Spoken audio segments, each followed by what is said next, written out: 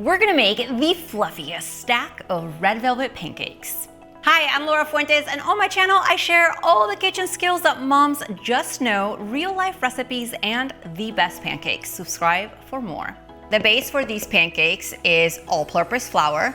And as you can see, I'm just measuring 1 cup into my measuring cup and then adding some more. You always wanna fill your cup, tap it lightly to let it settle, but never pack. And then remove any of the excess from the top.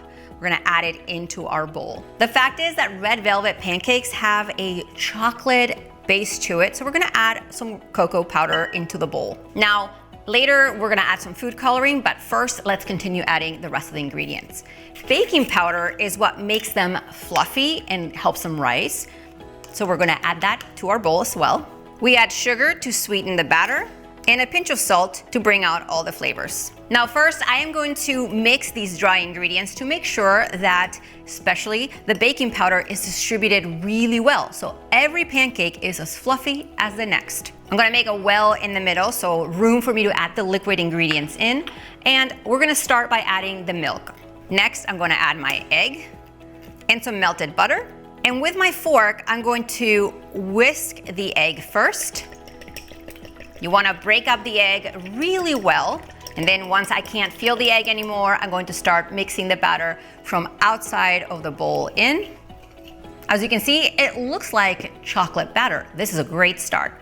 Now is when we take our red food coloring, and I like to start by adding just 3, maybe 4 drops, because a little goes a long way.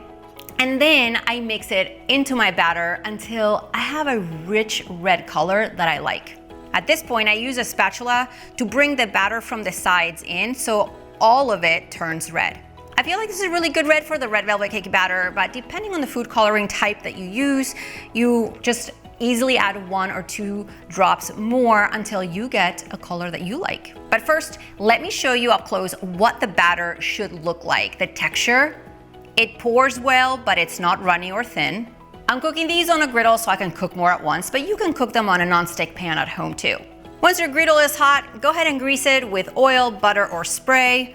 And immediately you'll wanna pour about 1/4 cup of pancake batter per pancake. And as you can see, I kind of shake my scoop when I pour the batter. This helps spread it right on the pan.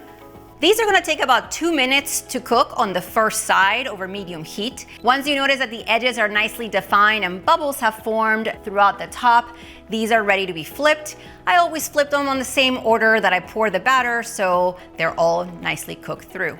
The second side takes about 1 minute to 2 to cook, and once they're ready, I simply use my spatula and remove them onto a plate. You can serve these as is, or you can make a powdered sugar glaze that makes these taste like dessert. So in a tiny dish, I'm going to mix the powdered sugar and some milk, and I just add a little bit at a time. And I just mix it until I have a thick consistency that I like, and all the clumps are mostly gone. And then you're just gonna take your glaze and drizzle it right over the top of your pancakes. Check out how fluffy these are. They look so good.